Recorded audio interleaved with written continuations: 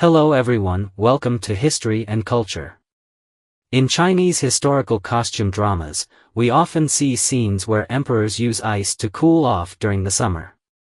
But how did people in ancient times, without refrigerators, make ice? What was the principle behind this ice-making process? Some fans of Chinese historical dramas may have noticed that during the scorching summers of the Qing dynasty, Imperial court nobles had a cool way of beating the heat, making ice. Despite the lack of electricity or modern appliances, the royal family had mastered a high-tech skill for their time. In fact, the summer ice-making of the Qing dynasty was not a novel invention. As early as the Song dynasty, emperors had already begun enjoying similar luxuries. One legend recounts that Emperor Huizong of the Song dynasty once suffered severe abdominal pain from consuming too much ice. Desperate, the eunuch sought court physicians. But none could provide a solution. Eventually, a famous folk doctor named Yang Jia was summoned. After taking the emperor's pulse, he immediately diagnosed the problem. "Your Majesty, you have injured your stomach from eating too much ice." Clearly, making ice in summer was a well-practiced art for ancient Chinese people. Besides the conventional method of storing ice during the winter, the ancients, more than 2,000 years ago, even came up with the innovative idea of making ice with hot water. This fascinating technique is explicitly documented in the ancient text Huainan Wanbi Shu.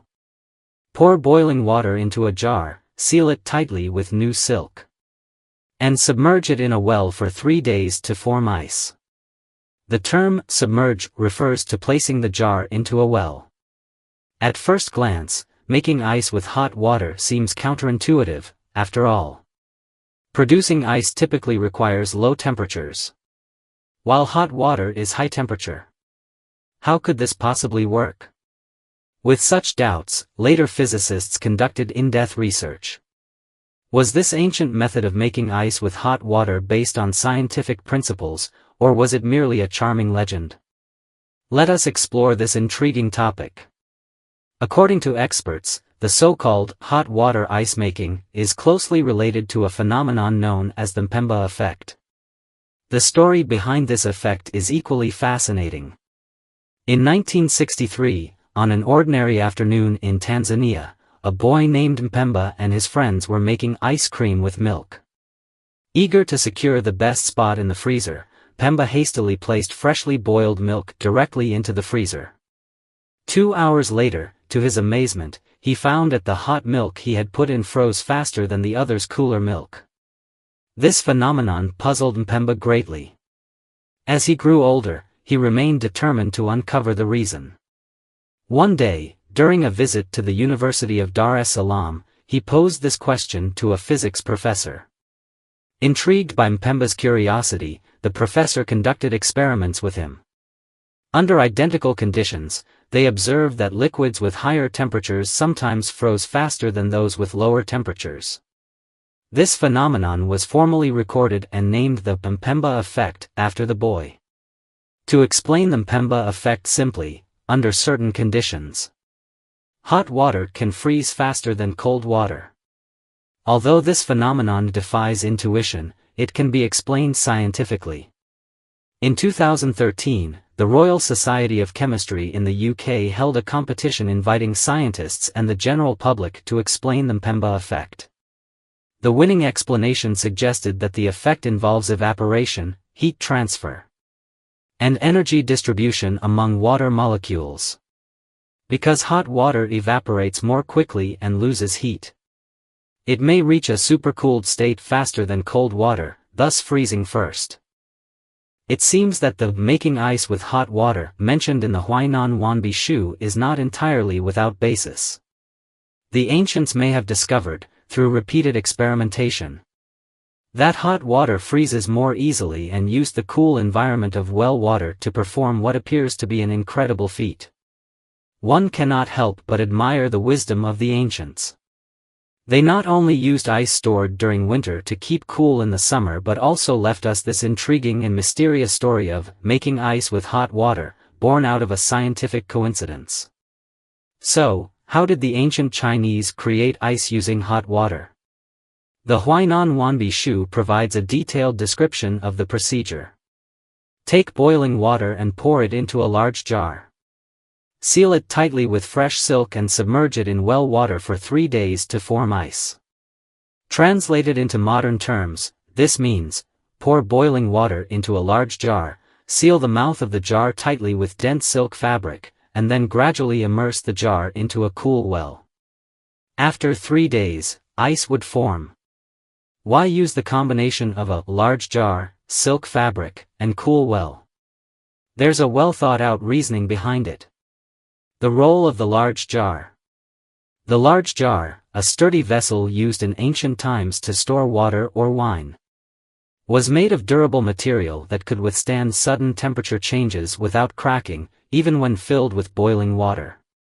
Additionally, the jar had excellent insulation properties, minimizing heat loss, making it a natural, thermal container.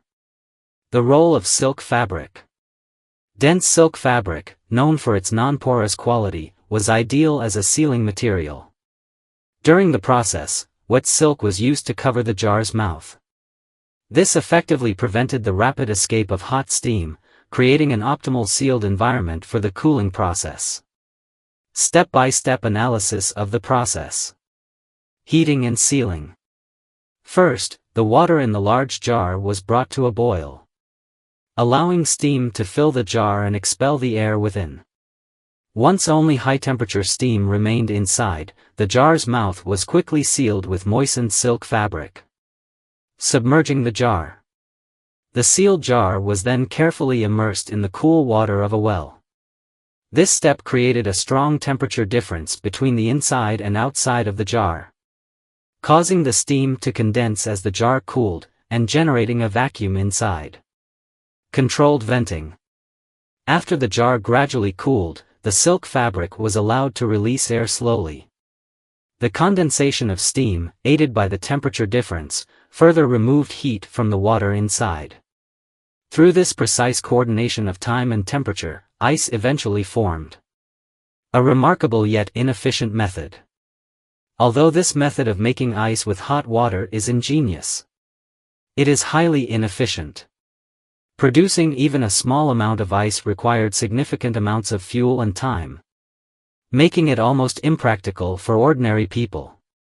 However, in an era without electricity or modern refrigeration, this was cutting-edge, black technology, particularly among royalty and nobility. Enjoying such a cooling method was undoubtedly a symbol of luxury and status. Marveling at the wisdom of ancient Chinese summer ice making. The unique phenomenon of ancient Chinese summer ice making has not only fascinated historians but also captured the attention of many physicists. However, debates about its authenticity have persisted, sparking years of discussion in the scientific community. According to some media reports, as early as 1983, Chinese scientists began questioning the description of summer ice making found in the Huainan 10,000 techniques. They argued that while low pressure can indeed lower the boiling point of water, controlling this effect under ancient technological conditions was nearly impossible. Achieving ice formation through pressure changes alone was deemed highly unlikely. Consequently, these scientists dismissed the notion of summer ice making as mere exaggeration by the ancients and excluded it from archaeological and scientific research. However, a decade later, experts from the Department of History of Science and Technology and Archaeology at the University of Science and Technology of China revisited the phenomenon. They proposed that summer ice making might indeed utilize specific physical principles and conducted experiments to verify its feasibility. Their findings not only rehabilitated the reputation of ancient technological ingenuity but also opened new avenues for related research. Testing the feasibility of summer ice making. To test the possibility of summer ice making, scientists designed a simulation experiment.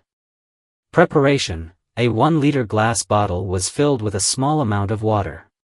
The bottle was sealed with a rubber stopper, fitted with a glass tube extending into the bottle.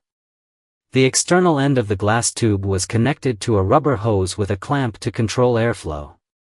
A thermometer was placed inside the bottle to monitor temperature changes. Procedure. First, the water in the glass bottle was heated to boiling, filling the interior with steam and expelling air. The bottle was quickly placed into an ice water bucket to cool. Within minutes, the water temperature dropped from 100 degrees Celsius to about 20 degrees Celsius. After cooling, the bottle was left to reach room temperature. Then, the clamp was gradually loosened to allow air to enter the bottle slowly.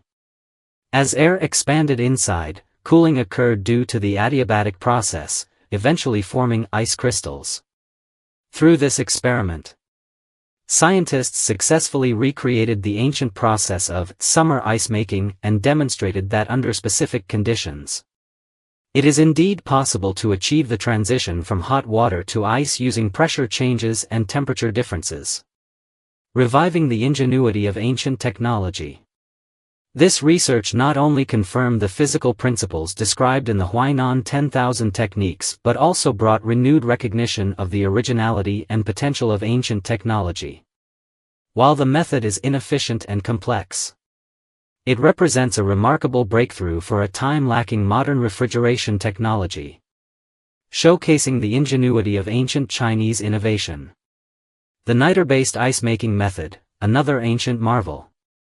In addition to the pressure-based summer ice-making technique, ancient Chinese people also developed another method, niter-based ice-making, inspired by knowledge accumulated during Taoist alchemical practices. This method, though simpler in principle, is scientifically profound and further highlights the wisdom of the ancients. What is niter? If you have ever visited rural Chinese areas, you might have noticed white crystals in the corners of traditional restrooms. These crystals are niter. Chemical name: niter is chemically known as potassium nitrate or calcium nitrate, appearing as white or grayish crystals with a glassy sheen. Uses: in ancient times, niter was used for making pigments and gunpowder, and because of its unique physical properties, it became a key ingredient for ice making. Properties: niter is water-soluble and absorbs significant heat during dissolution, rapidly lowering water temperature. Additionally, when heated to around 334 degrees Celsius, it releases oxygen, making it an essential chemical material for ancient practices. Principle of niter-based ice making. When niter dissolves in water, it absorbs heat from the surroundings, reducing the water temperature to the freezing point. Ancient people harnessed this principle to invent a simple and effective method for ice production. From summer ice making to niter-based techniques, these methods underscore the brilliance of ancient Chinese science and technology. Even in the absence of modern tools, the ingenuity and creativity of the ancients led to astonishing achievements, earning our admiration and respect. How to operate. Preparing the tools. Take 2 basins of different sizes, one large and one small. Fill both the large and small basins with an appropriate amount of water. Place the small basin inside the large basin, ensuring that the small basin is fully submerged in the water of the larger basin. Add saltpeter, potassium nitrate, by sprinkling it into the water of the large basin. As the saltpeter dissolves, it absorbs heat, causing the surrounding water temperature to drop rapidly. Soon, as the temperature decreases, the water in the small basin gradually freezes into ice. Meanwhile, the saltpeter in the large basin crystallizes out of the solution. The recrystallized saltpeter can be scraped off and reused for ice making, creating a sustainable cycle. The magic of saltpeter ice making. This method, though simple in principle, is remarkably effective. In ancient times, before modern refrigeration equipment, saltpeter ice making was both environmentally friendly and efficient. Noteworthy applications. Saltpeter wasn't just used for ice making but also for creating chilled beverages. A container filled with water or a drink would be placed inside a larger dish filled with water. Sprinkling saltpeter into the water in the dish would absorb heat during dissolution, lowering the temperature and gradually chilling the beverage into an ice-cold treat. This method was popular during the Tang dynasty. On hot summer days in Chang'an, it was common to see people enjoying a refreshing ice drink. Storing ice in ancient times, the ice cellar. In addition to using saltpeter for ice making, ancient people designed physical structures to store winter ice, known as ice cellars. This seemingly straightforward method reflected profound ingenuity. According to historical records, ice cellars first appeared during the Western Zhou dynasty. The Book of Songs mentions, on the second day, they cut ice in haste, on the third day, it was stored in the shade of the ice cellar.